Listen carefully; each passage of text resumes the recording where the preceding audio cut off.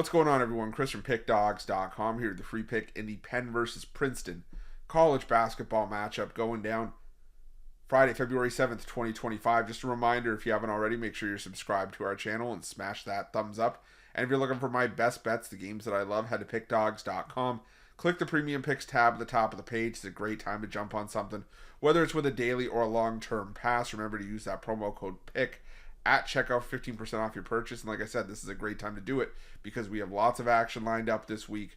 You know, we've got the college basketball card that's stacked on Saturday and college hoops on Sunday. Same thing with NBA and NHL. Going to be active all weekend, but obviously Sunday saved for the big game, the Super Bowl. So make sure that you jump on board again, whether it's with a daily or long-term pass, and that promo code PICK will get you 15% off. We've also got products for those who make big bets and for those with big bankrolls, those looking for a VIP experience where you're going to get things like late alert plays closer to game time, where we're going to track line movement for you, try to get you the best possible number compared to the closing line. So if that sounds like something that you're interested in, text the number on the screen for more information, even if it's just to find out if it's right for you. But let's get to this one between the Penn Quakers and the Princeton Tigers. Some Ivy League action on Friday.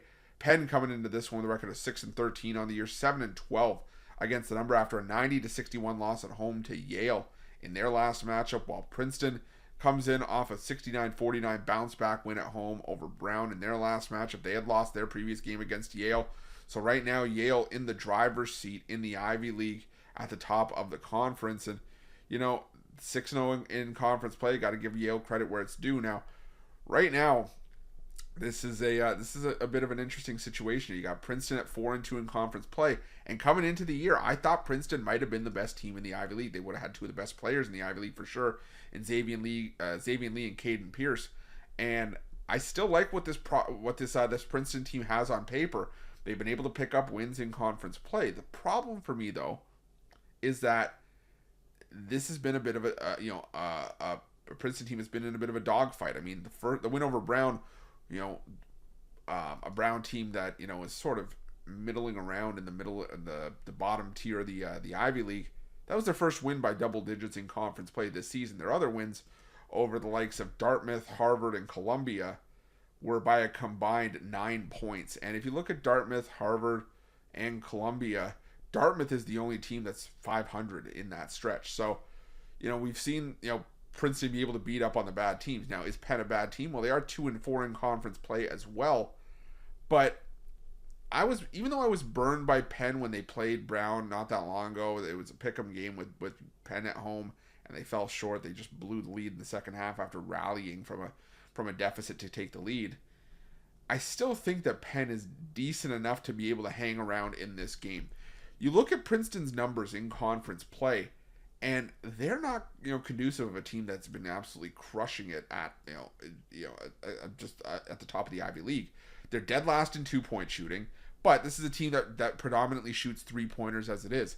48.6% of their shots are coming from behind the arc. 47.6% of their points are coming from 3-point range. They live and die by the three, and they're shooting 37.1% from 3-point range. That's around sort of where they've been all season. They're 37.4% overall this year against Division I teams. Penn's 3-point defense isn't bad. It's sort of around the middle of the conference, and I think that Penn could at least keep themselves maybe within this number. Like I said, I think Princeton just has not been blowing teams out of the water more often than not.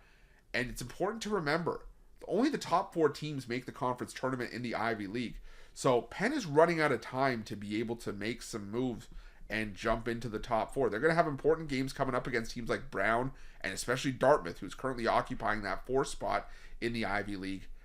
And while Princeton, I'm not saying they're just going to full out tank this game and just coast because they're 3rd right now, because realistically 3rd and 7th in the Ivy League standings are separated by just 2 games.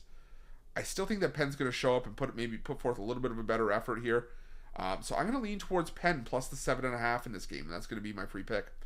But just a reminder, if you haven't already, make sure you're subscribed to our channel and smash that thumbs up. And if you're looking for my best bets, you can find those at Pickdawgz Premium.